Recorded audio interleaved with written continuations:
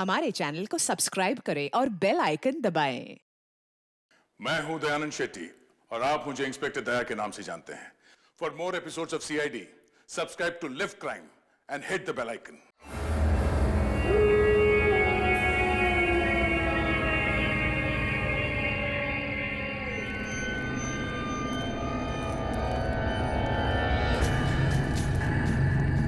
अरे वो देखो, वो घर आने वाला है।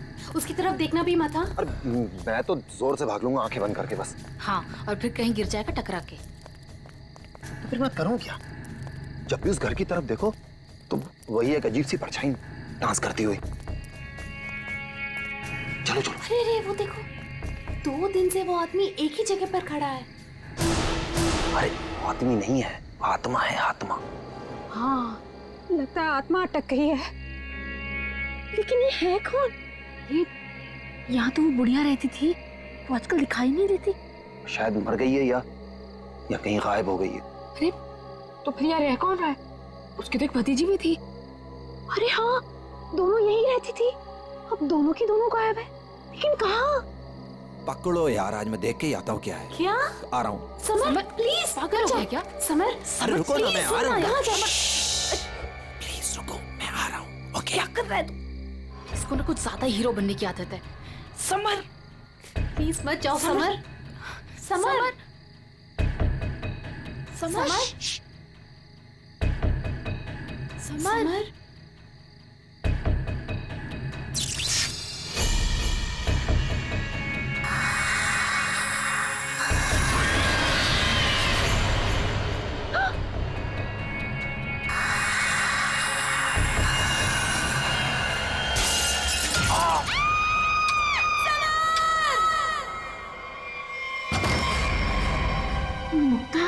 क्या हुआ बेटा? हमने वो गूंज महल वाला रास्ता पकड़ा था और वो बेवकूफ समर वो महल के अंदर चला गया था। अरे पर तुम लोग उस रास्ते गए क्यों? बेटा सबर तो ठीक है ना? माँ, किसी ने अंदर से उस पे फूलदान फेंक कर मारा। हम लोग भागकर वहां से आ गए। मैंने गिनी और सबर को बोल दिया कि अब से हम उस रास्ते से कभी नहीं जाएंगे। अच्छा किया बेटा, गूंज महल से दूर रहना ही अच्छा है। आ गए? अरे कहाँ दिन भर आवारागर्दी करता फिरता है तू? भैया घर की हालत देखो क्या हो गई है। माँ की बीमारी की वजह से लोन लेने की नौबत आ गई है। ऐसे फालतू घूमने से अच्छा कोई नौकरी क्यों नहीं ढूंढ लेते? नौकरी मिल गई है मुझे। अच्छा? कौन सी बेटा, कहाँ नौकरी मिली तुझे? भैया कहाँ मिली है नौकरी? जवाब दो। गूंज महल में। ए, तुझे पता है तू क्या बोल रहा है? अरे गूंज महल में जो बुढ़िया रहती है वो मर चुकी है और उसकी भतीजी का भी कुछ अता पता नहीं है। बेटा वहां पे तो आत्माएं रहती है और तू ऐसी जगह पे जाके नौकरी करेगा? नहीं नहीं, तुझे वहां जाने की कोई जरूरत नहीं है। नहीं, तू वहां नहीं जाएगा। माँ, वो बुढ़िया मरी नहीं है और उसी की भतीजी को पियानो सिखा रहा हूं मैं। 50,000 रुपए दे रहे महीने के। 50,000? म्यूजिक सिखाने के इतने सारे रुपए? माँ मैं ये 50,000 रुपए एडवांस। अब हमारी सारी मुसीबतें खत्म। भैया पता है आज रात को हमारे साथ क्या? म्यूजिक सिखाऊंगा मैं पैसे कमाऊंगा। म्यूजिक सिखाऊंगा, पैसे कमाऊंगा। ये लड़का कभी किसी की नहीं सुनता, तुम देख लेना। कोई न कोई मुसीबत ला के रहेगा एक दिन ये। बल्लू को नौकरी मिल गई और उसने मुझे बताया भी नहीं। और ये ऐसे अजीब से बर्ताव क्यों कर रहा है? वो देखो देखो कैसे अपने आप से बातें कर रहा है। पता नहीं किससे बातें करते रहता है। बल्लू, बल्लू। हाँ हाँ हाँ, मुझे जाना होगा समर। बल्लू हमारी बात तो सुनो। मुझे काम के लिए लेट हो रहा है। गूंज महल में मेरा इंतजार हो रहा है। बल्लू बल्लू मेरी बात सुनो, वहां मत जाओ। मैं नहीं जानता कि तुम क्या कर रहे हो, लेकिन वहां जान का खतरा है। ये देखो मेरे साथ क्या हुआ है।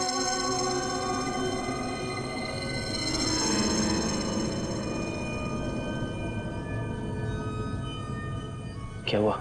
कल गूंज महल में एक औरत ने मुझ पर हमला किया। नहीं, ऐसा नहीं हो सकता। वहां तो सरिता आंटी और उनकी भतीजी ईशा रहती है। वो बहुत अच्छे लोग हैं, ऐसा नहीं कर सकते। मुझे लेट हो रहा है, मुझे जाना होगा। अरे भैया मत जाओ, वहाँ खतरा है भैया।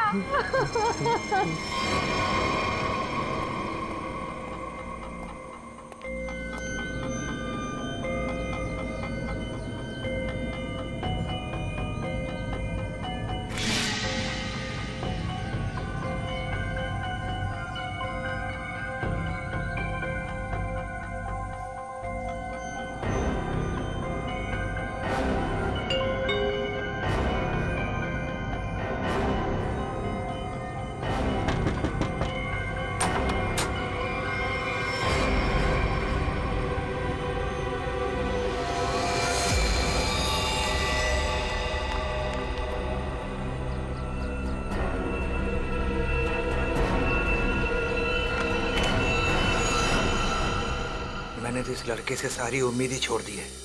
पता नहीं कैसी नौकरी है, नौकरी है भी या नहीं। देख, मेरा बेटा आया होगा, देख तो।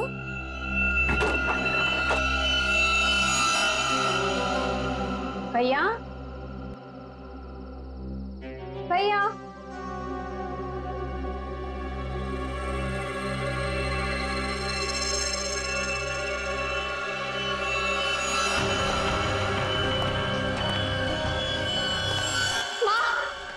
कोई यहाँ बल्लू का टिफिन छोड़कर चला गया। मेरे बल्लू को कुछ हुआ तो नहीं ना? क्या हुआ? ये क्या? कौन? अरे कौन जल्दी खोलो।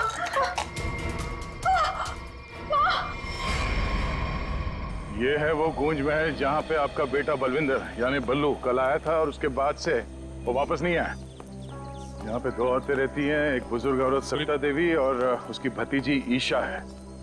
और आप लोगों के हिसाब से वो लोग कुछ अजीब है, राइट? सर, ये पूरा घर ही अजीब है। यहाँ की खिड़कियों से रोशनी चमकती है, साए दिखते हैं, यहाँ से गुजरने वाले लोगों पर चीजें फेंककर हमला करते हैं। पता नहीं मेरा भाई कैसे फंस गया यहाँ। बल्लू यहाँ नौकरी करता था? जी हाँ, और इसी घर से मेरे बेटे का खाने का डिब्बा वापस आया था, खून से भरा। और सर, जब पता लगाने के लिए मैं अपने दोस्तों के साथ यहाँ आई थी तो हमने दरवाजा खटखटाया, आवाजें लगाई, डोरबेल बजाया, लेकिन किसी ने जवाब नहीं दिया। सर, यहाँ मेरे बेटे के साथ जरूर कुछ हुआ है। उन लोगों ने जरूर कुछ किया है सर। प्लीज मेरे बेटे को बचा लीजिए।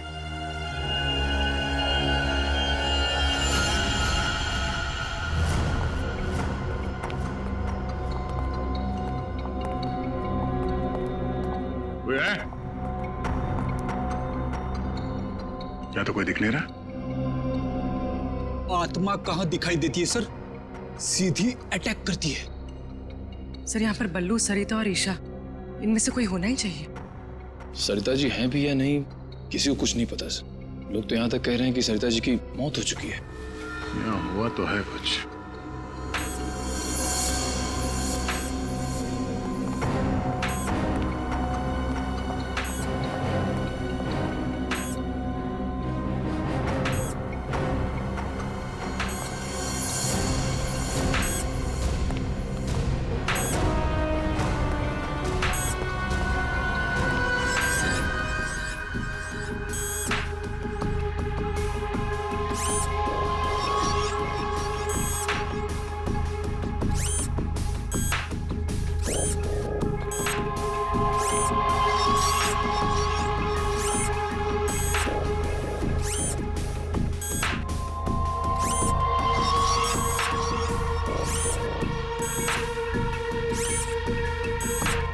सर ये क्या है तो ये इंसान ही, मगर मैकेनिकल पुतला बना दिया है। खुद ताली बजा रहा है।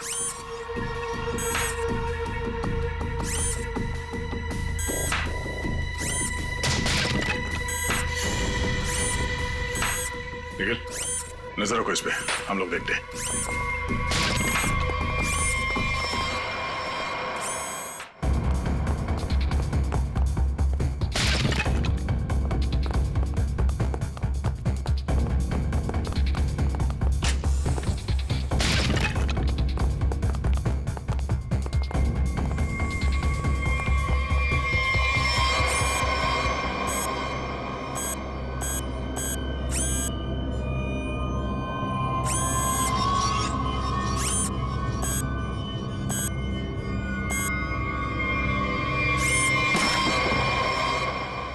ये क्या है? ये तो रोबोट जैसा कुछ है। इसके एक्शन और मूवमेंट्स देखो, कितने मैकेनिकल है।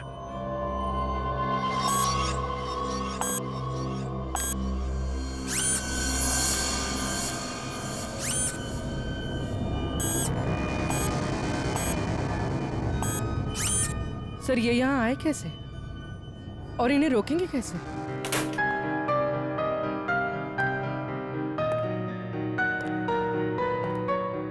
बलवंत,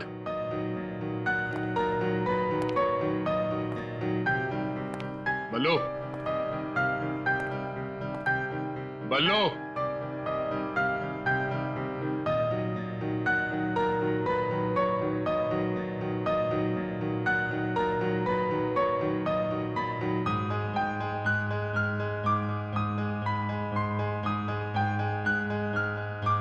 बात नहीं करनी।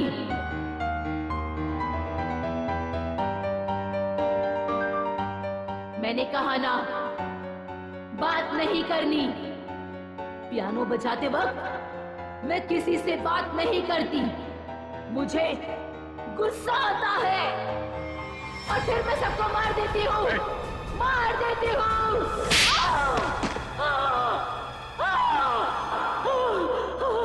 बल्लू, बल्लू, एक्सक्यूज मी, कौन है तुम? तुम कौन हो? हाथ ऊपर। देखिए आप गोली मत चलाना, गोली मत चलाना। ये मेरा ही घर है, आप गोली मत चलाना, मारना मत मुझे प्लीज। बल्लू,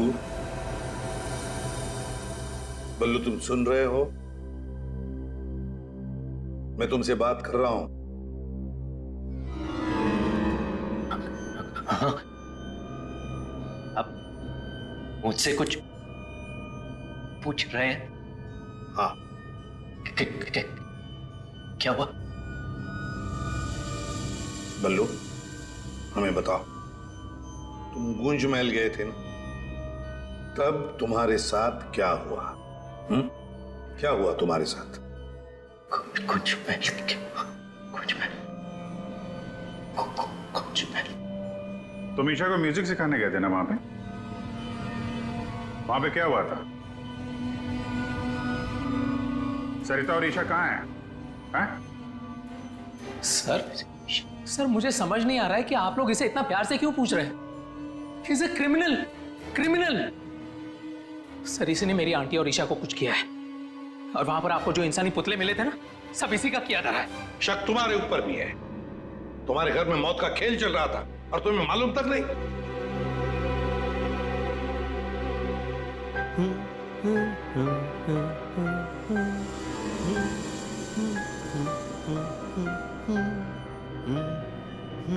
सचिन, वो फोटोग्राफ दिखाओ।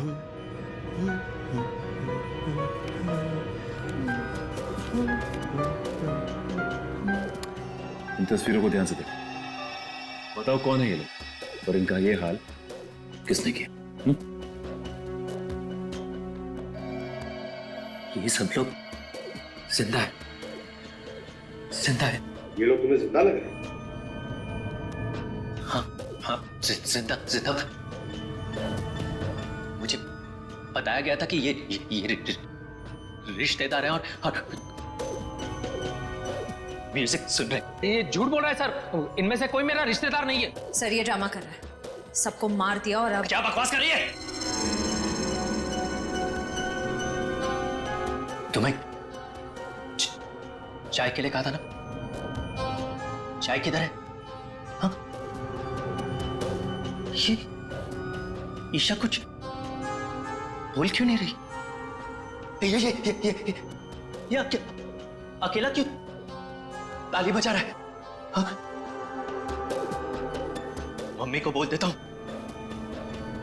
रुकूं या भाग जाऊं? कितना बड़ा और डरावना घर है। सर आप मेरी बात सुनिए सर, ये पूरा का पूरा पागल हो चुका है। He's a psycho killer। Bablu क्या हुआ था कल जब तुम ईशा को म्यूजिक सिखाने गए थे? कुछ याद है वहां पे क्या हुआ था? हा? क्या हुआ था वहां पे? चाय चाय पिलाई थी उसने। हाँ बराबर। चाय चाय चाय। तो फिर ईशा कहाँ गई? बल्लू, बल्लू, किसका खून था तुम्हारे कपड़ों पर? हाँ? फिर दया पर हमला क्यों किया तुमने? कपड़े अरे मेरे कपड़े बदल गए। मेरे कपड़ों पे खून था। खून था कपड़ों पे। खूनी के कपड़े पे खून ही होता है। एक मिनट, आप जरा उधर चलो। चुप रहिए, बीच में बोलिए मत। चाय लेके आओ। ईशा को ये आदमी तो किसी भी सवाल का जवाब ठीक ठीक दे नहीं रहा है।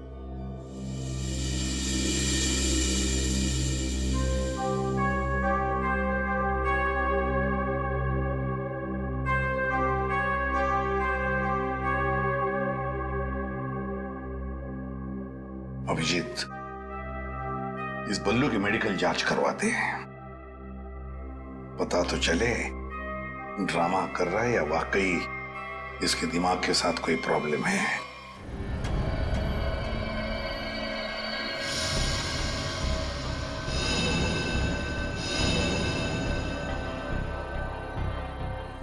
बल्लू की कमीज पर एक लड़की का खून लगा हुआ। इस कमीज पर जो खून लगा है लड़की का है, ये मैंने पता लगा लिया है। ये रही उसकी डीएनए रिपोर्ट। अब मैं आपसे सिर्फ ये जानना चाहता हूं कि ये जो लड़की मरी है ये कौन है और इसे किसने मारा? इसे आपने मारा? नहीं? या फिर इसे आपने मारा? नहीं? या फिर इसे तुमने मारा?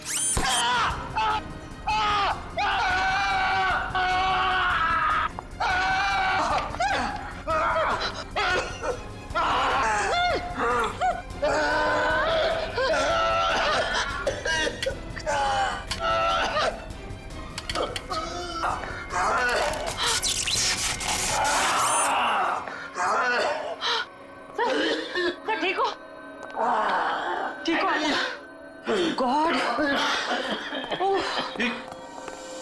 क्या हुआ? सर इस पुतले के हाथों में सर की गर्दन अटक गई थी। बहुत जल्दी छूट गए। हाँ, छोड़ दिया, बहुत जल्दी छोड़ दिया, क्योंकि ये पुतले ना तो मशीन है ना ये पुतले पूरी तरह से इंसान है।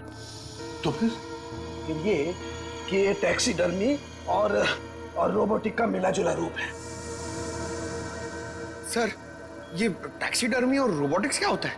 पंकज, टैक्सीडर्मी एक कला है जिसमें जानवरों की खाल को एक खास किस्म के केमिकल में प्रिजर्व करके उनमें भूसा भर करके उनको एक आकार दिया जाता है।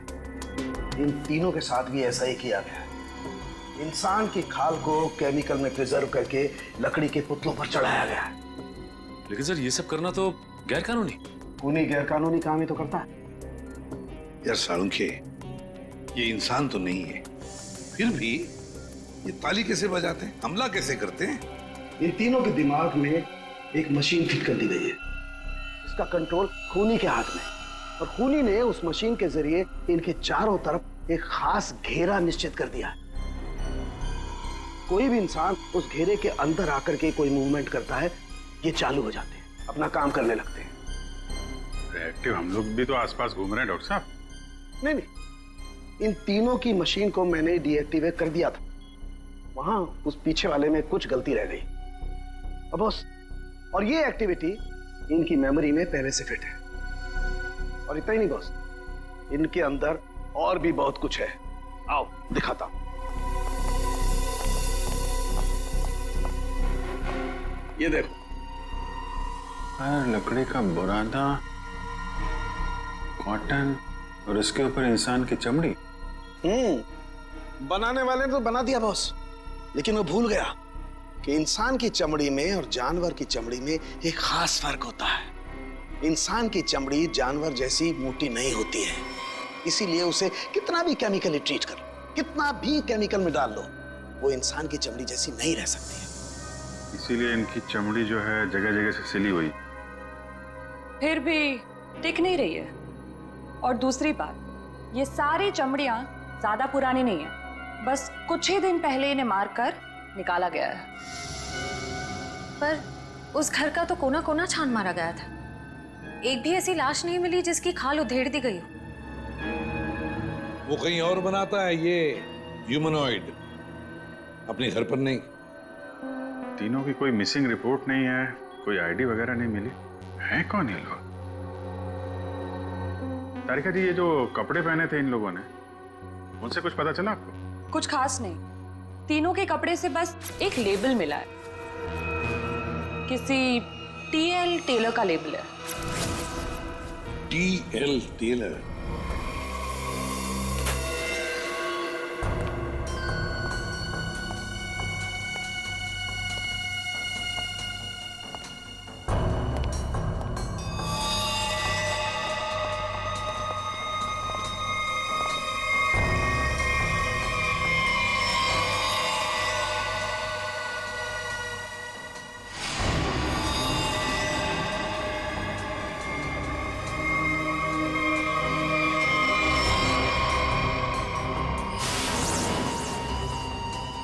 चाकू मारा कैसे?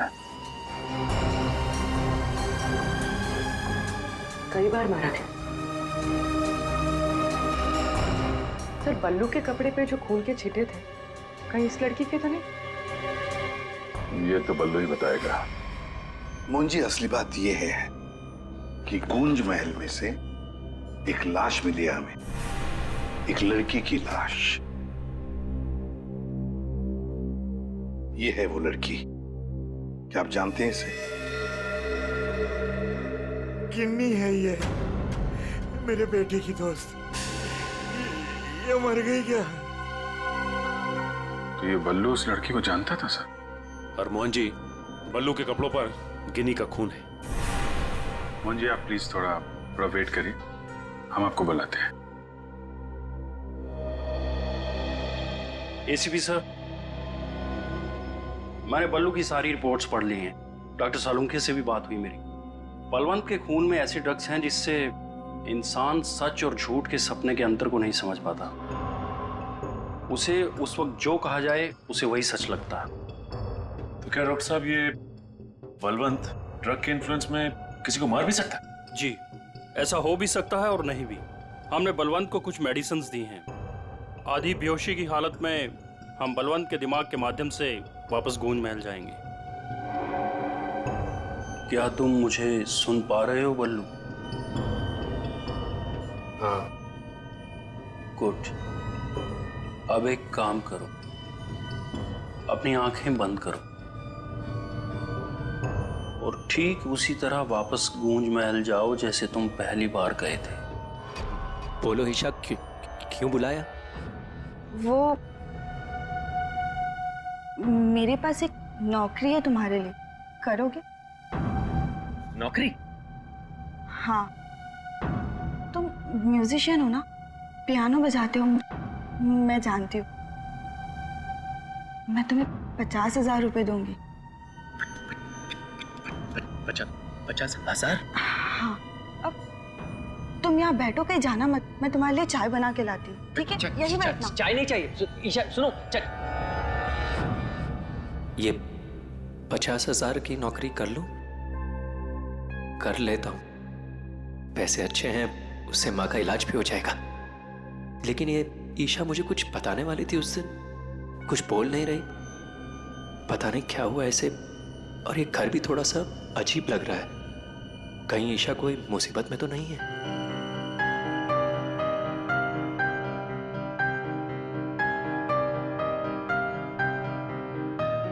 शायद यही ईशा की आंटी है, सरिता जी।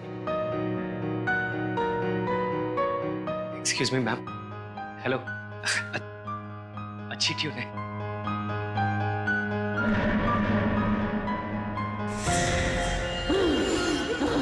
नहीं छोड़ूंगी। छोड़ो। किसी को नहीं छोड़ूंगी।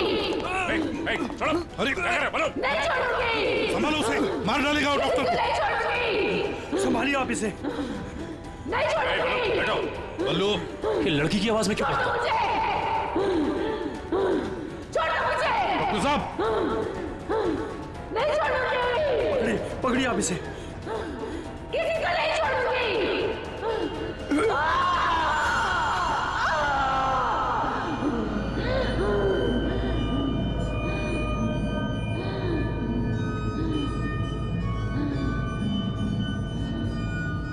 नहीं छोड़ूंगी, अब किसी को नहीं छोड़ूंगी।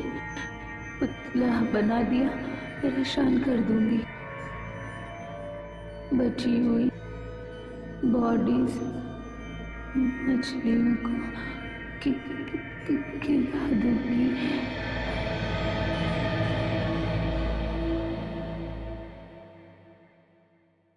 डॉक्टर साहब, क्या हुआ क्या है इसे? हाँ? ये से अचानक से औरत की आवाज में क्यों बात करता है? जब तक बल्लू पियानो तक नहीं पहुंचा था तब तक ये ठीक था, लेकिन जैसे ही इसके दिमाग में पियानो की आवाज सुनाई दी, ये कोई और बन गया। आपके कहने का मतलब है कि पियानो की आवाज सुनते ही ये बल्लू अपने आप को खूनी औरत समझने लगता है। मतलब ये किसी के वश में है, किसी ने हिप्नोटाइज किया है इसे। क्या लगता है आपको डॉक्टर साहब? हाँ, ये टेलर्स का पता चल गया सर, जिसने तीनों मानव मशीन के लिए कपड़े बनाए थे सर। अच्छा, टी.एल. टेलर्स।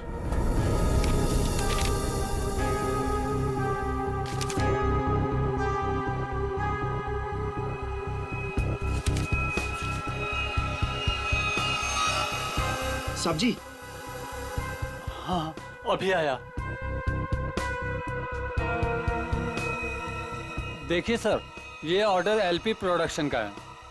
19 दिसंबर 2015 को कपड़ा दिया था और 1 जनवरी 2016 को 5 कॉस्ट्यूम और नाप भी है, और ऑर्डर देने वाली का नाम भी है, रॉबी का, और फोन नंबर भी है सर। 91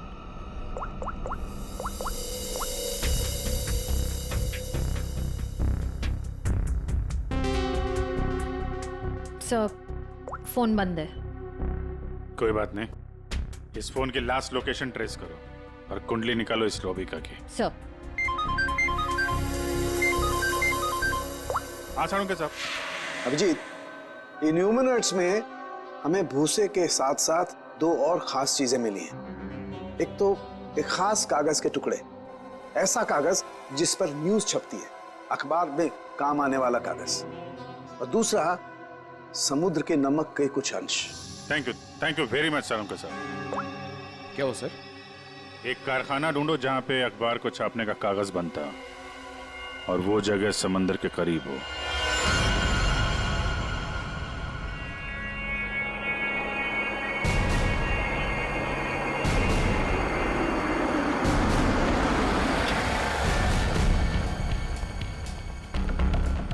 समंदर के किनारे paper mill,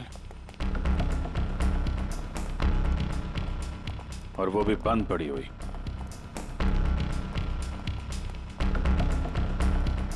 sir,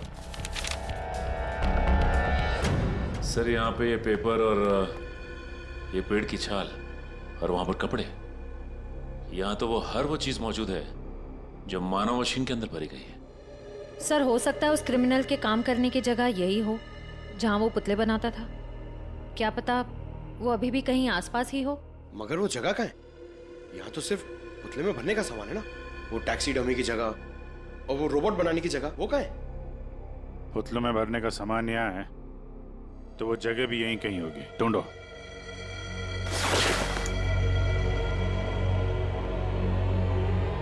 sir!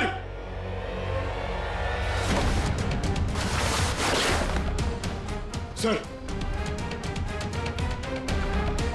My God.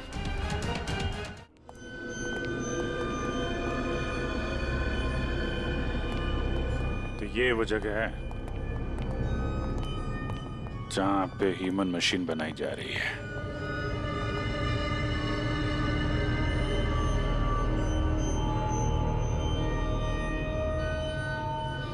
ये देखो,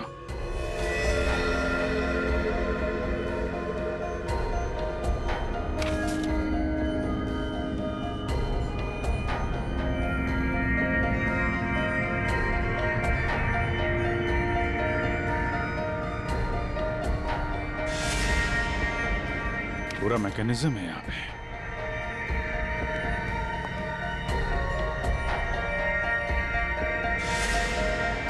सर! हाँ? सरिता जी का रोबो?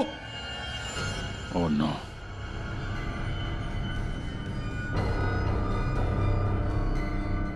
सर जल्दी आइए।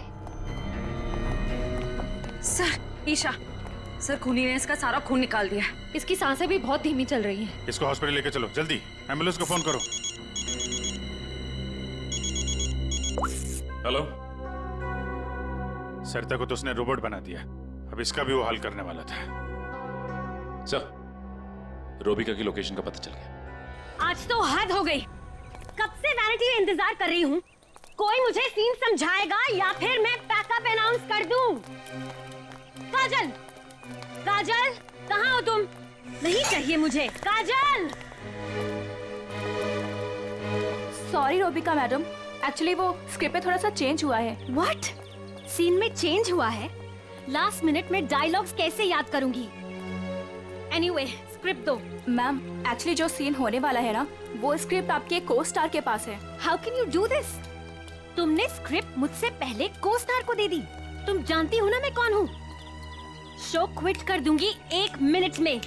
टीआरपी नीचे और शो बंद। बोलो, क्विट करूं? एनीवे, कहाँ है वो को स्टार?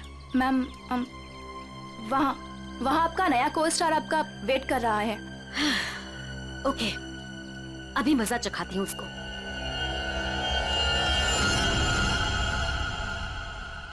हेलो, कोई है?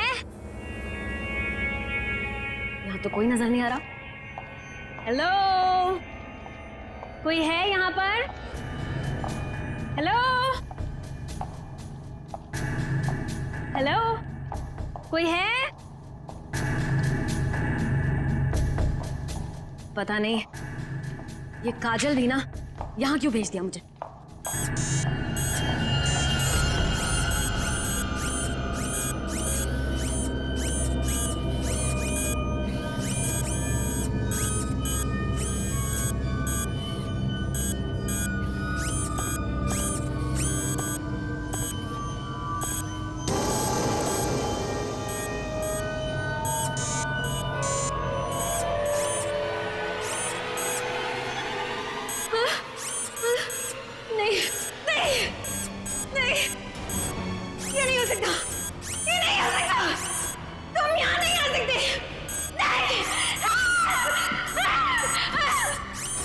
Hello miss Rubika.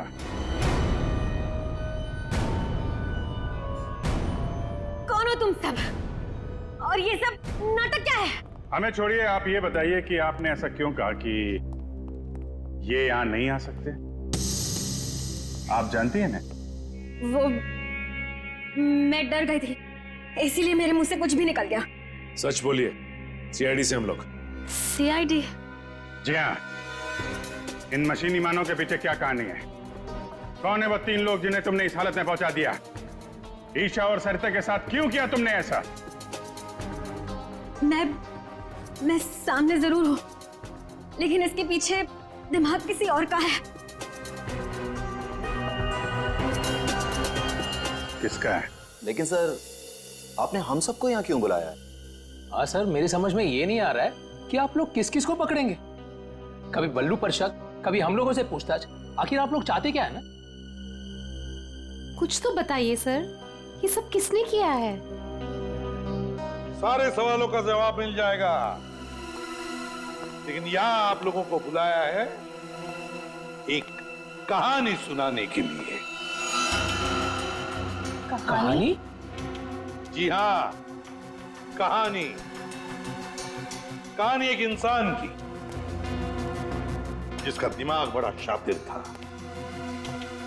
उसके दिमाग में एक प्लान पल रहा था, लोगों को मारना, फिर रोबोटिक्स और टैक्सीडर्मी के जरिए उन्हें वापस जिंदा करना। और ऐसे में वो मिला एक खूबसूरत लड़की से, जिसकी एक बेरहम आंटी थी जो उसे बहुत तंग कर रही थी। उस लड़के के दिमाग में एक आइडिया आया। उसने उन दोनों को एक बहुत बड़े कोठी में शिफ्ट करवा दिया।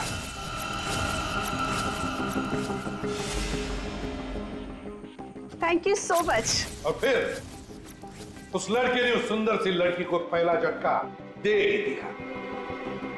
उसने उस लड़की की आंटी को मार डाला इसी घर में। इस तरह लड़की की आंटी बन गई इस लड़के का पहला कामयाब आविष्कार। उसके बाद में उसने कुछ लोगों को और भी अपने एक्सपेरिमेंट का निशाना बना दिया। और हैरानी की बात यह है कि वो सब उसके वो दोस्त और कलीग्स थे जो उसके साथ विदेश में काम करते थे। अब हुआ ये कि ये लड़की इस लड़के से बहुत डरने लगी और फिर उससे बचने के लिए उसने अपने और एक दोस्त की मदद मांगी। ऐसे रो मत, मैं हेल्प करूंगा तुम्हारी। तुम बताओ क्या करना है। और जब खूनी को ये बात पता चली तो बहुत भड़क गया। प्लीज मुझे मत मारो, मुझे छोड़ दो प्लीज। उसने उस लड़की को कैद कर लिया और उसके दोस्त को बेवकूफ बनाया। उसने उसे ये एहसास दिलाया कि ये सब कुछ जो हो रहा है वो उसी की वजह से हो रहा है। तुम जैसा बोलोगे मैं वैसा करूंगी, प्लीज मुझे जाने दो। और उस बेचारी लड़की ने अपने मददगार दोस्त के चाय में ड्रग मिलाकर उसे हिप्नोटाइज करना शुरू कर दिया। मैं जैसा बोलूंगी तुम वैसा ही करोगे, मेरी हर बात मानोगे तुम, है ना? दिलचस्प कहानी। सर, ये कहानी तो इस घर की और बल्लू की है। हाँ, सरिता, ईशा और उस खूनी की कहानी है ये। लेकिन सर, वो खूनी कौन है? वही तो, खूनी कौन है कौन खूनी?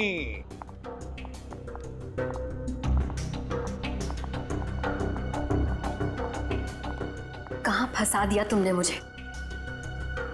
तुमने तो कहा था कि ये कोई एक्सपेरिमेंट है। तुमने तो खून ही कर डाले। ये सब तुमने किया समर? हाँ, ये सब मैंने किया।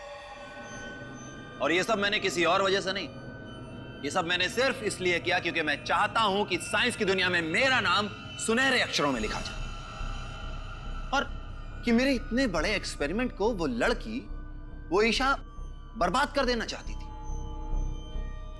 और इसके लिए उसने उस बल्लू से मदद भी मांगी। और तुमने बल्लू के चाय में वो ड्रग मिलाकर उसके दिमाग में ये बात बिठा दी कि वो एक औरत है और उसे लोगों को मारना है। और उसके लिए ट्रिगर थी पियानो की वो धुन। बल्लू को लगभग मेरा पूरा राज पता चल चुका था, ठीक है? और गिन्नी को पड़ी हुई थी बल्लू को बचाने की। तो अपने एक्सपेरिमेंट को बचाने के लिए मुझे को दोनों को मारना ही था। और आप बताइए, अब जो लोग मर चुके हैं उनका असली कातिल भी तो चाहिए ना लोगों को। बस इसीलिए मैंने बल्लू को फंसा दिया और इन्हीं को मार दिया। साइंस की दुनिया में अपना नाम सुनहरे अक्षरों में देखना चाहते थे तुम। दिमाग तो था, है, पर क्या करें, विकृत है, विकृत। अपने इस घटिया एक्सपेरिमेंट के लिए न जाने कितने मासूम लोगों की जानें ली तुमने। तुम्हें जीने का कोई हक ही नहीं है। फांसी होगी तुम्हें, फांसी।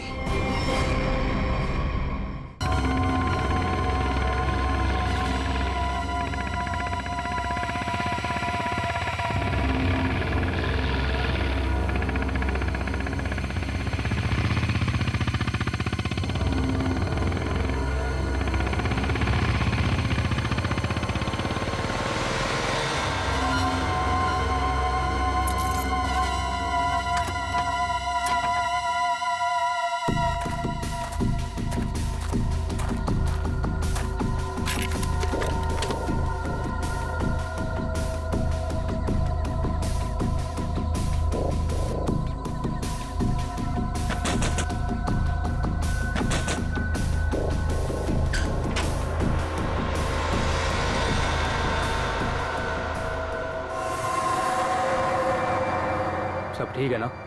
कोई गड़बड़ तो नहीं हुआ ना? हमारे रहते बच्चे चुपचाप ही नहीं कर सकते, वो दोनों चुपचाप हैं। गलती हो गई ना, चल माफ कर देना। चल सॉरी बोल रहा हूँ ना। गधा कहीं का। नहीं अदिति, रोना मत, हम जल्द से जल्द छूट जाएंगे। उनका फोन आया? नहीं आया। काम पूरा होने तक हमें इंतजार करना पड़ेगा, फिर देखते हैं क्या करना है।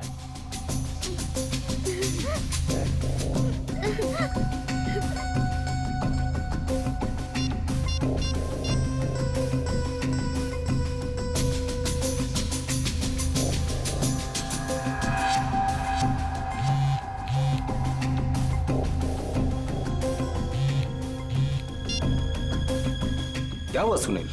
काम का क्या हुआ? नहीं अभी तक तो नहीं आए।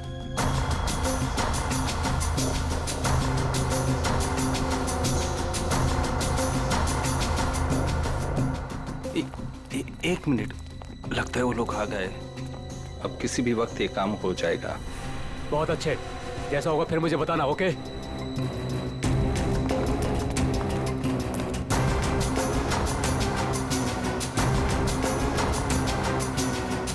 अब काम बहुत जल्द हो जाएगा। सही है। रोना मत अदिति। हम लोग उन बच्चों को रवाना कर देंगे और हम फ्री हो जाएंगे। ऐसे कैसे रवाना कर देंगे? दोनों नाम सुन चुके हैं मेरा, दोनों को खत्म करना पड़ेगा। तुम लौटा तो तुम खिड़की के बाहर चल जाना। हाँ।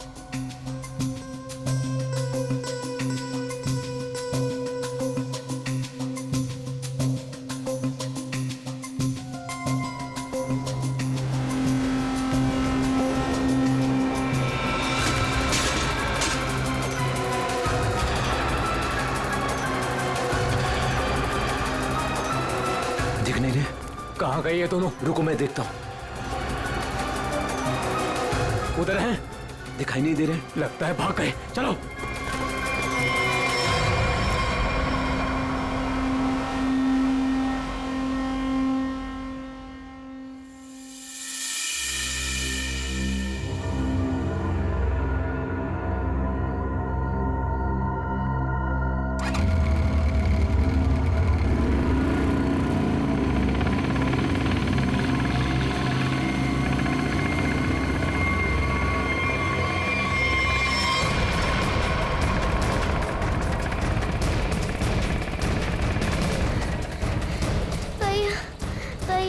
चला नहीं जा रहा है।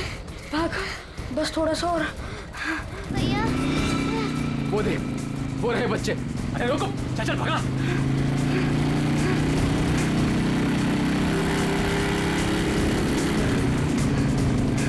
भाग। भैया। भाग भाग। अदिति, अदिति, उठ उठ, अदिति।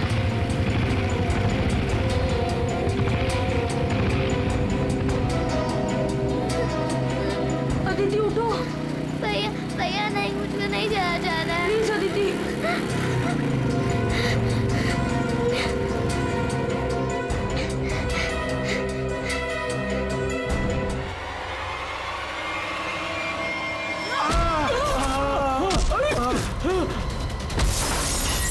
अरे डमरू, गन देख।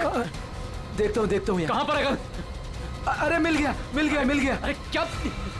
अरे गधे, मैं हूँ। छोड़। गन देख, गन ढूंढता हूँ। इधर दिखाओ। ये रहा गन। हाँ, दे। लगता है बच्चे भाग गए। चलो ढूंढते हैं, बच के जाने नहीं चाहिए, खास करके वो बच्चा। चलो।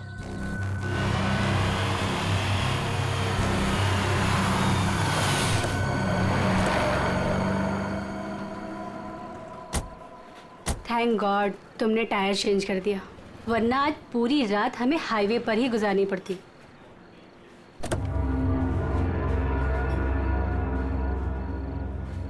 आ जाओ दीदी, आराम से, आराम से संभाल के।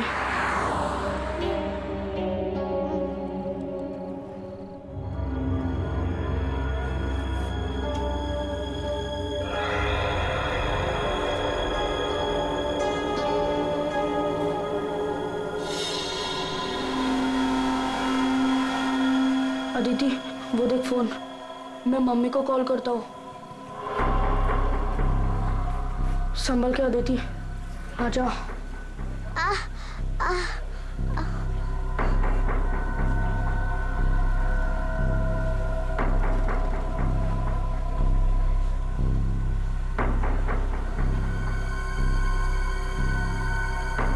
सॉरी।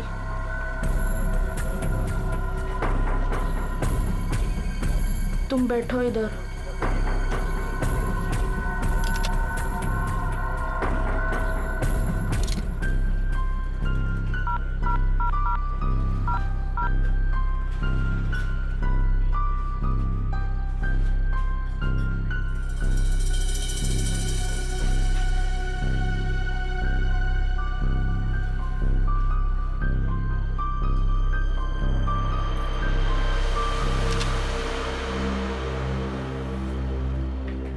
मम्मी फोन नहीं उठा रही है।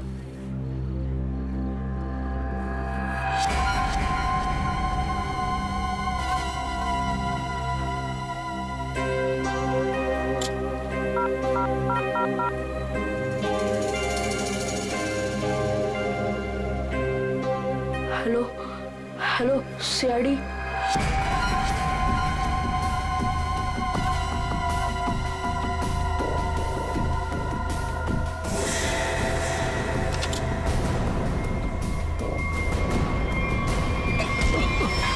अरे दिखता नहीं तुझे?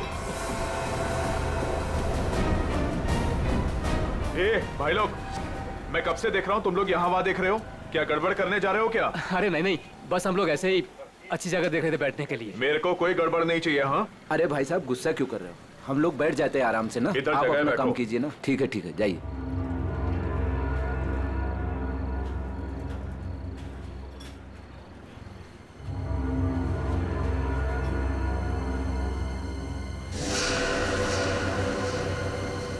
अरे यार, बच्चा दिखाई नहीं दे रहा। अभी तो यही खड़ा था। यहीं कहीं होगा।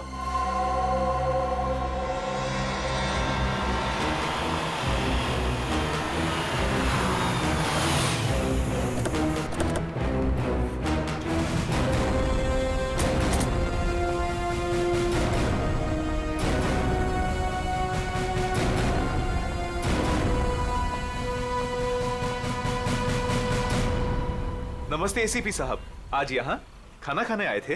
नहीं, कुछ खाने के लिए नहीं आए हम लोग। तुम्हारे यहाँ से 2 बच्चों ने हमें फोन किया था, मदद मांग रहे थे। क्या उन दोनों बच्चों को देखा है तुमने? कहाँ पर है वो? 2 बच्चे? हाँ, देखा तो था। मुझे लगा फैमिली वालों के साथ में है वहाँ, लेकिन अभी वहाँ नहीं है। सर, हो सकता है कहीं छुप गए हों। हाँ, हो सकता है। काम करते हैं, ढूंढते हैं बच्चों को। हाँ, बैठ जाओ। रोहन, अदिति, रोहन, कहाँ गई ये बच्ची? रोहन, देखो बेटा, हम लोग सीआईडी से हैं। तुमने फोन किया था ना हमें? रोहन, अदिति,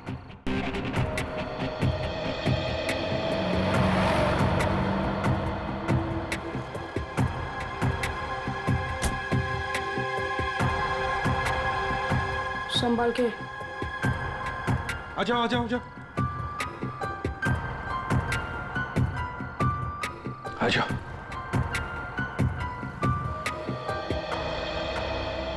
क्या हुआ बताओ। वो गंदे अंकल हमको मार देंगे। देखो बेटा, अब तुम्हें कोई कुछ नहीं करेगा। घबराओ मत, हम लोग हैं ना।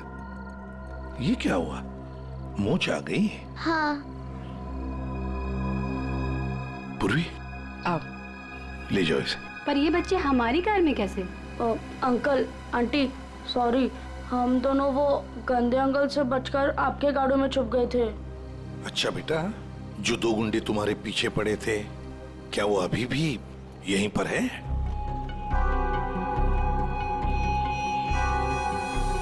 नहीं सर। चलो कोई बात नहीं। अरे बच्चों के लिए दूध लेकर आओ, बिस्किट्स भी लाओ। चलो।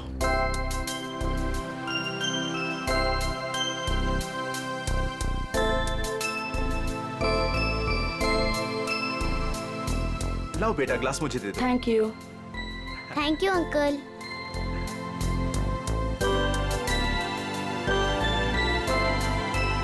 अच्छा लगा बेटा? बिस्किट खाओगी? कोई बात। अच्छा बच्चों बताओ, पहले से बताओ क्या हुआ? 3 दिन पहले हमें स्कूल में से भगा के लेके गए थे और जंगल में एक बंद घर में बांध कर रखा था। अच्छा बेटा, जंगल में जहाँ आपको बांध के रखा गया था, वो घर कहाँ पे है, आपको कुछ पता है? नहीं, याद नहीं है। चलो कोई बात नहीं। अच्छा एक बात बताओ बेटा, क्या उन गंदे लोगों ने तुम्हारे घर पर फोन वोन किया था? बात की उन्होंने तुम्हारे मम्मी के साथ, पापा के साथ? पापा नहीं है, सिर्फ मम्मी है। पापा गॉड के साथ रहते हैं।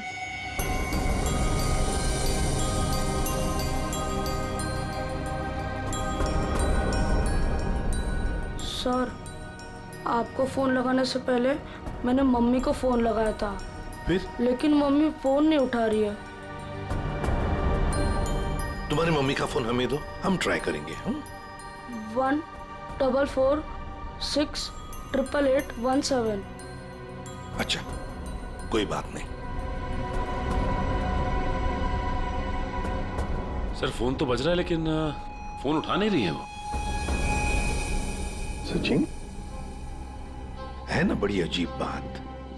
एक माँ जिसके 2 बच्चे किडनैप हुए हैं, वो मम्मी हमें कांटेक्ट तक नहीं करती, फोन पर भी अवेलेबल नहीं। ये कैसे हो सकता है? गड़बड़ है, कुछ ना कुछ तो गड़बड़ जरूर है। काम करो, अभिजीत को फोन करो, उसे नंबर दो और उससे कहो तो ट्रैक करे जल्दी। सर। ACP uncle. हाँ बेटा। मुझसे एक गलती हुई थी। गलती? कैसी गलती बेटा? अंकल, मैंने ना वेटर अंकल के डिब्बे से 1 रुपया लिया था। क्यों? मुझे कॉल करना था। किसे फोन करना था? आपको। हमको फोन करना था? कोई बात नहीं, बहादुर हो तुम। सर। हाँ। रोहन के मम्मी के फोन की लोकेशन उत्तन के किसी रिसोर्ट में बता रही है सर, और अभिजीत सर भी वहीं आने वाले हैं। अच्छा, उत्तन।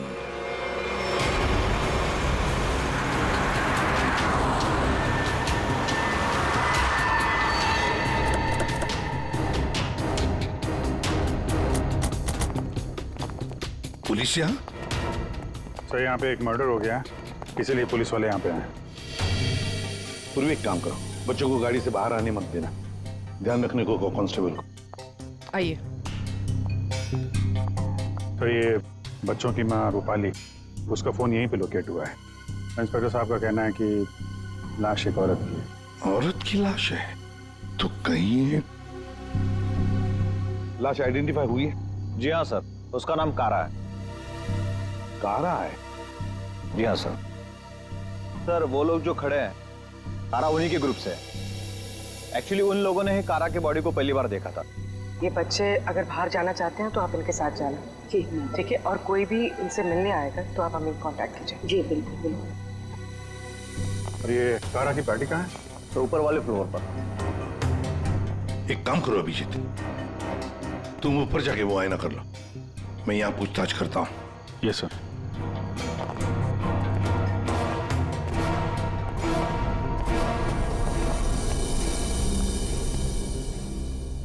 तो आप लोग कारा के साथ थे? Yes sir. वैसे आप? सर मैं विक्रम और ये मेरी वाइफ सूजी। सर मैं अंगद और ये मेरी वाइफ अंबिका। और ये मेरे हस्बैंड योगेंद्र, मैं शालिनी।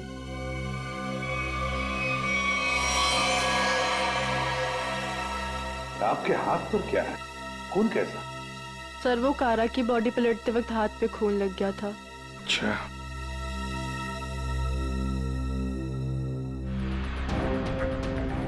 सर बॉडी में यहाँ पर 3 छेद, जैसे किसी ने गोली मारी। ना सारा खून बगल में पड़ा है बॉडी के। ओरिजिनली कैसे पड़ी थी बॉडी? पेट के बल यहाँ गिरी हुई।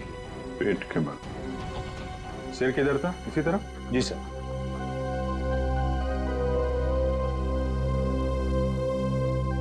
वो भी एक मिनट यहाँ ना।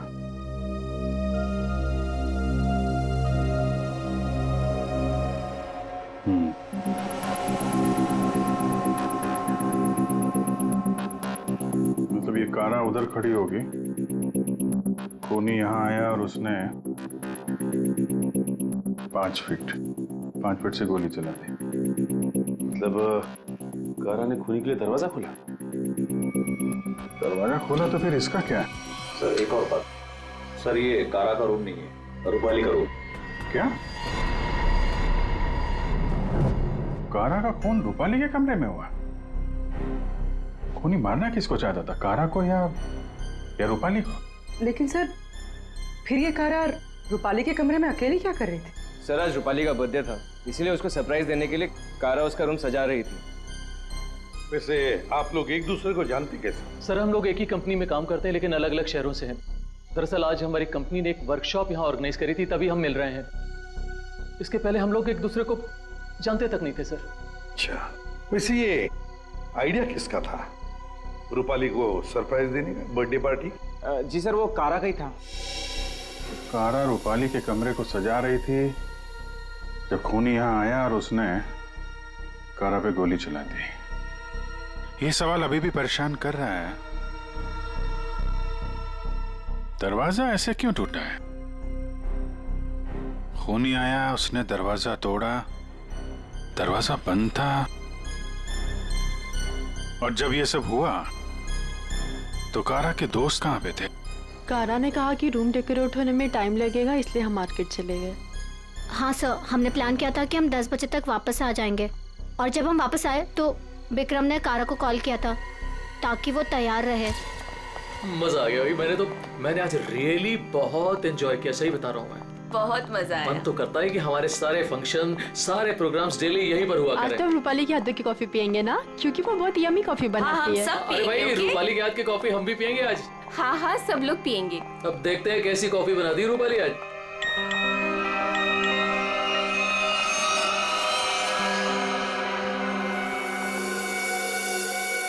क्या हुआ, रुक क्यों गई?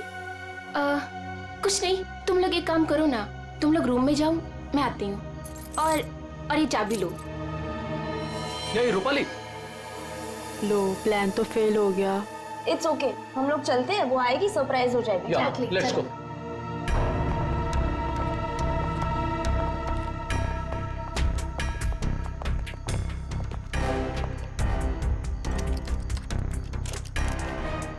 दरवाजा खुल नहीं रहा है, शायद अंदर से बंद है। वो अंदर से लॉक क्यों करेगी भला? कारा दरवाजा खोलो, कहीं उसे कुछ हो तो नहीं गया।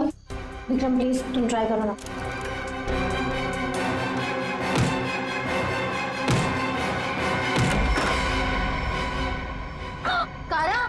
कारा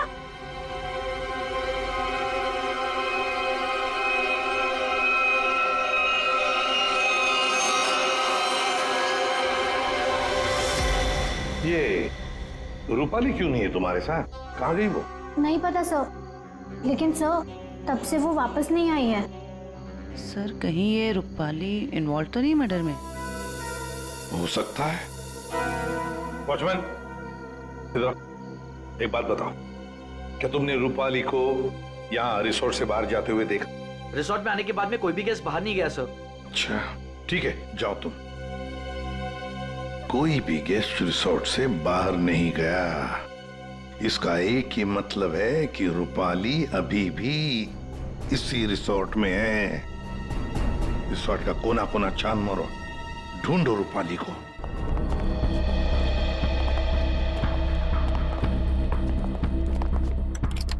निखिल, चेक करो।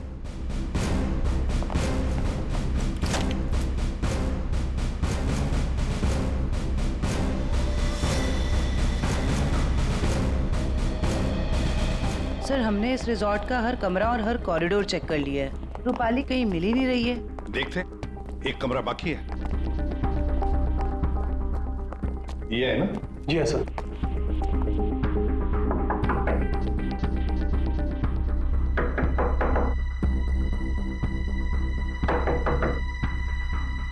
सर, गेस्ट दरवाजा नहीं खोल रहा है। शायद कहीं गए होंगे।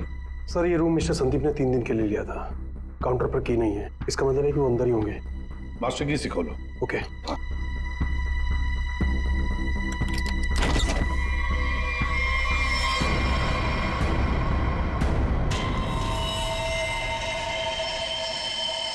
ओ माय गॉड, ये तो रूपाली मैम है। जयवंती, देखो जरा। सर, मर चुकी है। माय गॉड, रोहन और आदिति की मां रूपाली।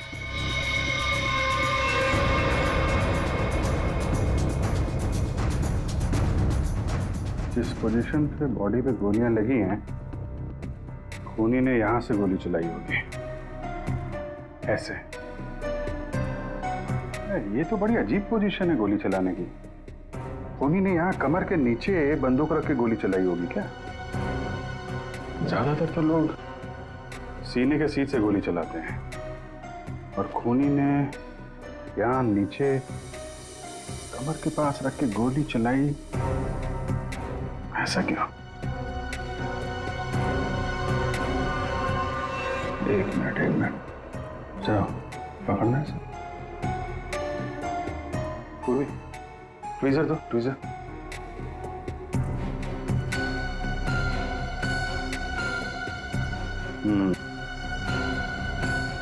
लगता है ये है वो चौथी गोली।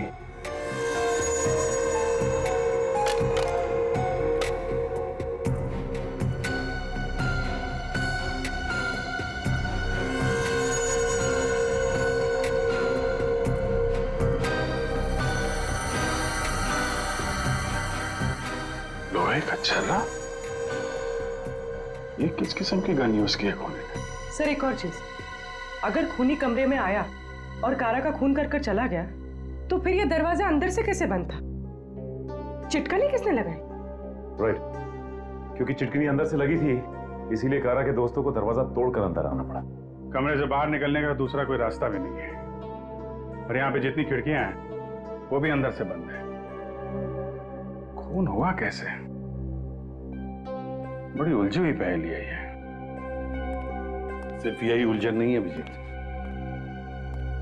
किसी ने रूपाली को भी मार दिया है, और वो भी तीर से। सर, पहले रूपाली के बच्चे किडनैप हुए, फिर कारा का खून रूपाली के कमरे में हुआ, और फिर रूपाली का भी खून हो गया। Sir,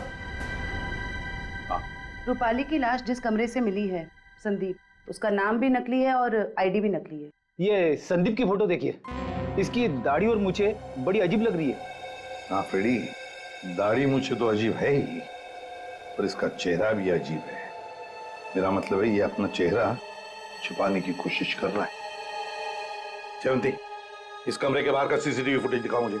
yes.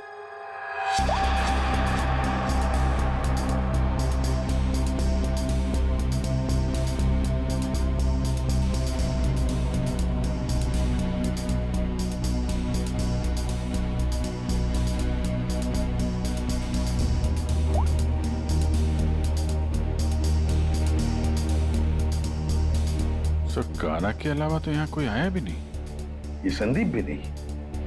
सर, फिर कारा का खून किसने किया? कारा का खून किसने किया? संदीप के कमरे का फुटेज देखते हैं।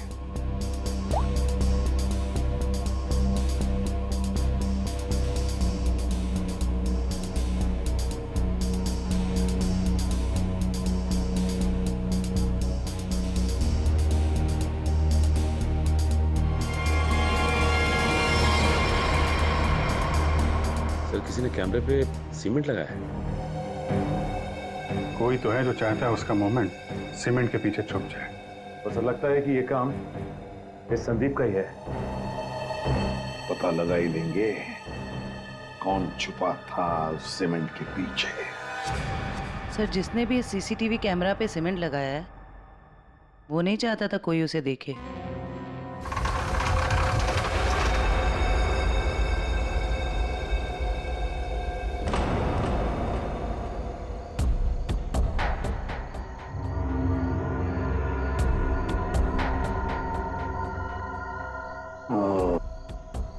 ये देखो, यहाँ पर ना कोई सीढ़ी है ना कुछ, सिर्फ ये पाइप।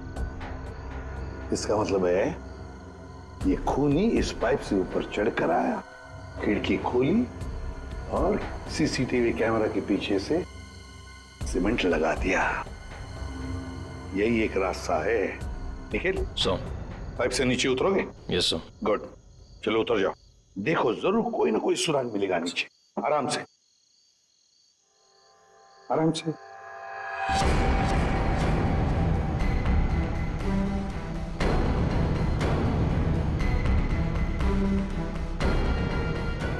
निखिल संभाल के।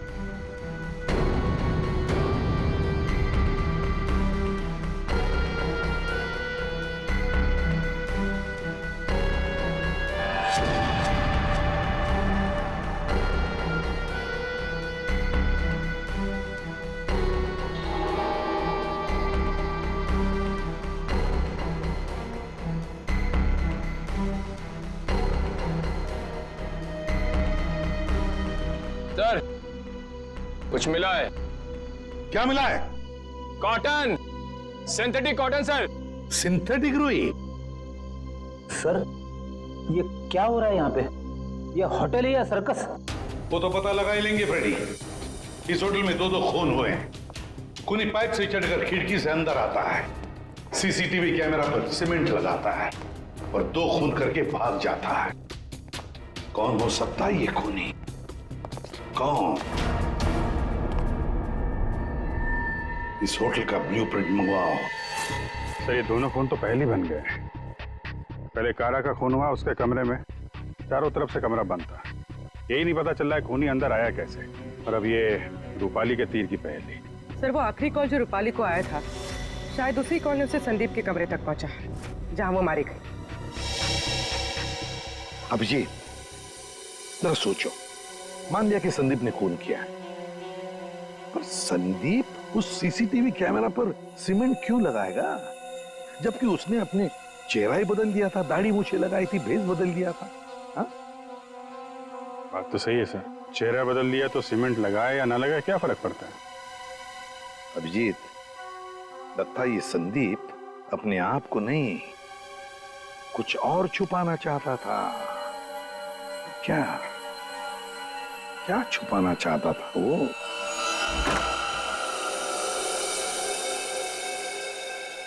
कुछ तो है जो हमारी नजरों से छूट गया इस कमरे में। एक एक इंच जान मारो कमरे का।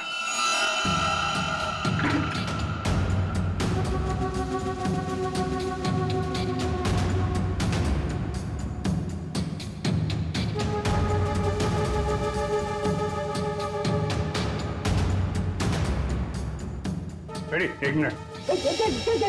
हिलना मत, हिलना मत, हिलना मत।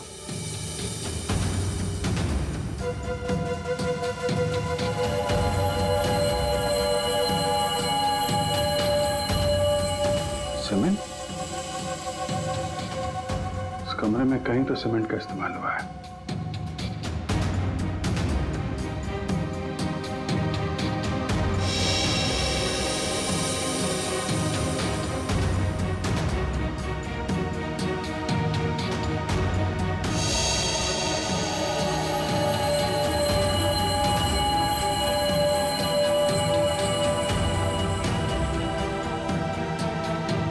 सर। हाँ, ये देखिए सर, यहाँ पे 2 छेद हैं।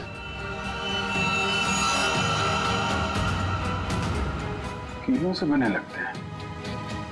सर यहाँ पर भी 2 होल।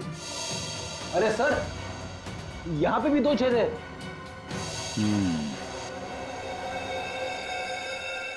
ये चारों तरफ कमरों में है, कीलें क्यों लगाई गई?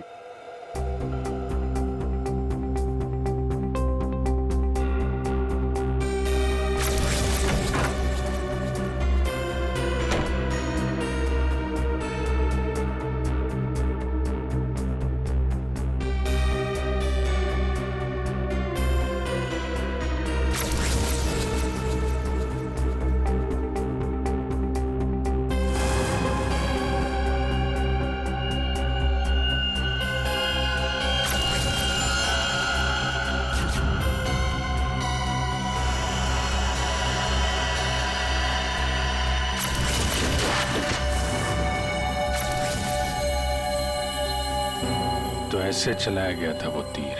मतलब जिस वक्त खून हुआ उस वक्त संदीप कमरे में था ही नहीं। ये कमरा इसलिए किराए पे लिया गया कि रूपाली का खून उसी समय किया जाए जब कारा का खून हो रहा था। सर मतलब सीसीटीवी कैमरे पे सीमेंट इसलिए लगाया गया था ताकि रूपाली के खून के बाद खूनी यहाँ पर आए, ये सारा सामान निकाले और किसी को पता ना चले। करेक्ट, काफी दिमाग लगाया खूनी ने। चलो, रूपाली का खून कैसे हुआ ये तो पता चल गया है, अब हमें ये पता करना है कि कारा का खून कैसे हुआ और किसने किया। जानते हो बॉस, कारा की मौत ये जो छर्रे हैं ना, इन छर्रों की वजह से हुई। या सारुण के ये छर्रे हमें भी पता है। ऐसा ही छर्रा अभिजीत को मिला उस कमरे में, समझे? कोई नई बात बता, नई बात। हो, नई बात। तारिका, इन लोगों को नई बात बता। ये देखिए सर,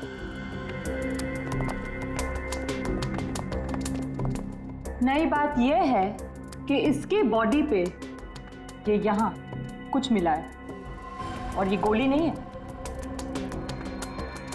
आए तो फिर ये शरीर में घुसा कैसे? है नोटली चीज, स्टेनलेस स्टील है बॉस। यही बोलने वाला था मैं भी सारुण के। लेकिन सर ये इसकी बॉडी में आया कहां से? बात तो ये है सर। अरे यार, जहां से छर्रे आए वहीं से ये आया। जहां से छर्रे आए थे वहीं से, फिर तो वापस जाना ही पड़ेगा कमरे में। मेटल का पीस बॉडी में वहीं से आया है जहां से छर्रे आए हैं, और इस कमरे में जो मेटल का सामान था वो तो हम साथ लेकर ही आए। तो ये नॉब और ये चिटकी, ठीक है, इन सब चीजों को दोबारा से दरवाजे पे लगाते हैं।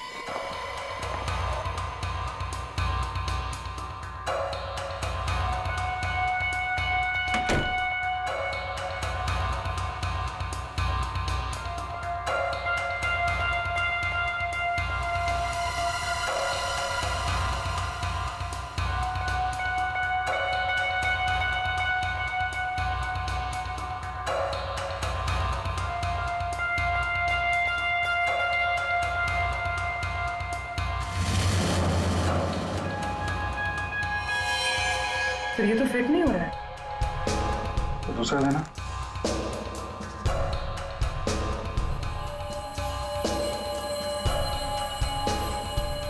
वो देना। ये पुराना है और ये नया। ये चक्कर, ये तो बाहर का है।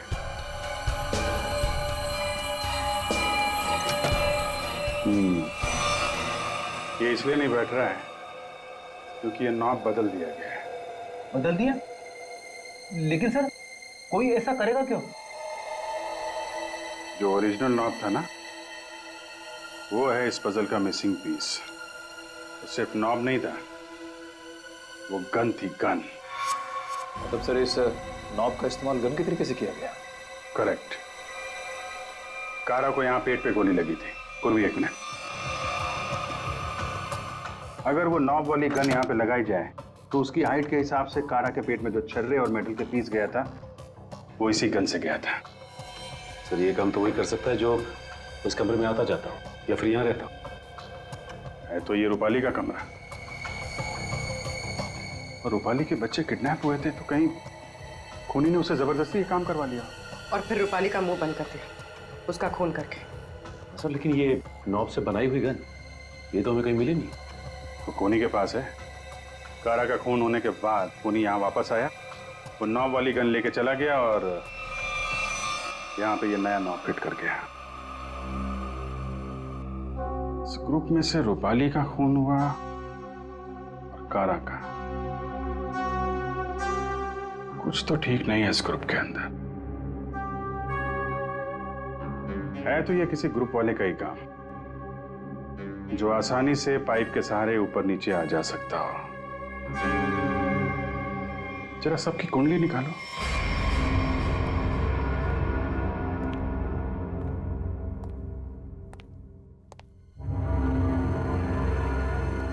क्या हो रहा है यहाँ पे और हमें क्यों बुलाया गया है? अरे मुझे क्या पता यार। क्या? मुझे भी नहीं पता। और योगी तुम्हें भी यहाँ बुलाया गया, तुमने बताया क्यों नहीं? अरे मुझे भी नहीं पता था यार। अरे तुम लोगों को भी यहाँ बुलाया गया है? हाँ। और अंगद नहीं आया? आखिर हो क्या रहा है यहाँ पर? हम लोगों को बुलाया क्यों गया यहाँ पर? अरे अब हम लोगों को क्या यार? योगेंद्र मुझे पसीना क्यों आ रहा है? अरे पसीना कहाँ है यार? पसीना तो ऐसे ही वो पसीना की क्या? तुझे कुछ ना कुछ मालूम जरूर है।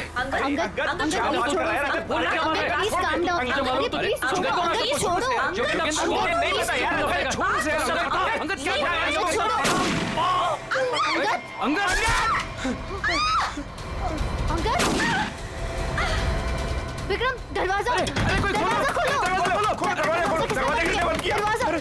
विक्रम कुछ करो।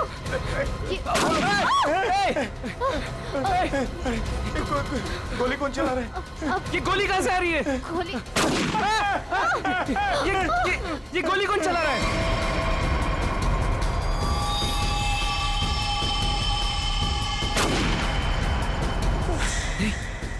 सुजी? यस।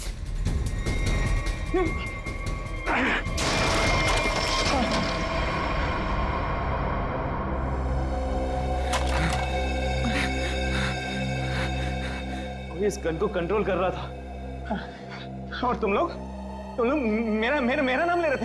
हैं? देखा? विक्रम!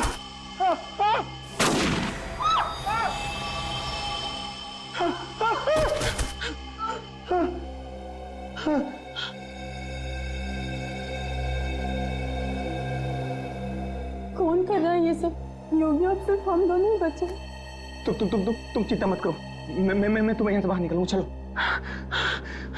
खिड़की। लेकिन वो तो बहुत छोटी है। तुम वहां से कैसे निकलोगी?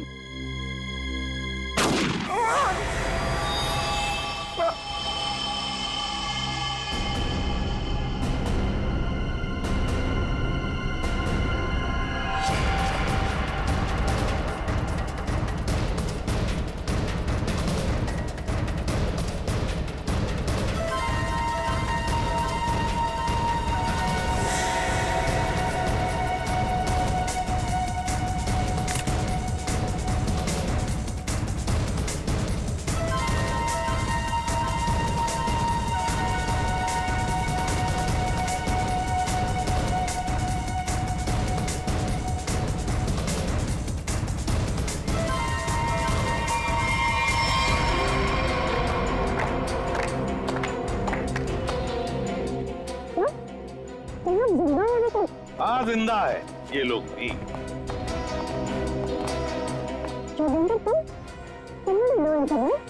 क्या करे बेचारा, करना तो पड़ता नाटक, जैसे तुम आज तक करती आई। पूर्वी, शालिनी के नाटक का पर्दा तो ऊपर उठाओ।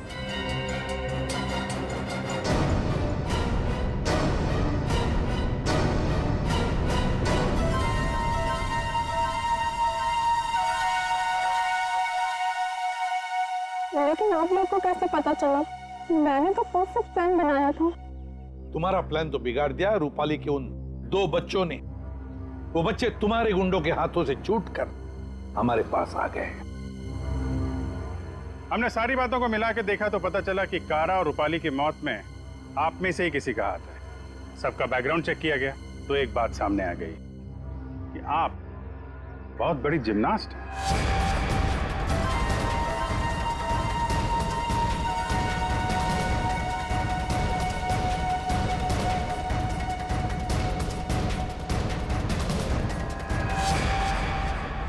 फिर हमें पाइप में फंसी मिली रुई, सिंथेटिक रुई, जो खास किस्म के बॉडी सूट में इस्तेमाल होती है। अब बस हमें सिर्फ इतना करना था कि एक जाल बुना जाए जिसमें आपको फंसाया जाए, जिससे आपका जिम्नास्टिक का हुनर और वो फैट सूट दुनिया के सामने आ जाए। अब बहुत हो गया, बहुत बता दिया हमने तुमको। अपनी कहानी सुनाओ, और वो भी सच्ची कहानी। कंपनी किसी एक को यूके ब्रांच का सीईओ बनाने वाली थी। इसके साथ मिलती बड़ी गाड़ी, घर और पैसा। मुझे बचपन से विदेश जाने का शौक था और योगिन जाने का पूरा हकदार भी था, पर रास्ते में आ रही थी वो रूपाली और कारा। कारा को मारने के लिए तुमने रूपाली का इस्तेमाल किया। रूपाली को उस कमरे में बुलाया जो कमरा तुमने संदीप के नाम पर बुक करके रखा था। कारा को मारने के बाद तुमने फिर रूपाली को वहां मार दिया, तीर चलाकर, जो तुमने पहले से वहां फिट करके रखा था। और इन सब में तुमने अपने पति को भी जबरदस्ती शामिल किया। लेकिन योगेंद्र, सजा तो तुम्हें भी मिलेगी। रूपाली के मरने के बाद तुम फिर से उस कमरे में गई। रूपाली के मर्डर का सारा एविडेंस और उसका फोन तुमने वहां से हटा दिया, और ये सब तुमने किया हमारे रिसोर्ट पहुंचने से पहले। सब अच्छे से हो जाता अगर वो दो बेवकूफ बच्चे ना आते और आप लोग को ना बुलाते। बच्चे तो अब हमारे पास ही रहेंगे शालिनी, उनका ख्याल हम रखेंगे। लेकिन तुम विदेश जाकर रहना चाहती थी ना, तो क्या कर, अब तो तुम्हें स्वदेश में ही रहना पड़ेगा, वो भी जेल की सलाखों के पीछे सड़ना पड़ेगा। दो खून किए तुमने, फांसी की सजा तो होकर ही रहेगी तुम्हें। For more updates, subscribe to our channel, click the show links and enjoy watching the videos.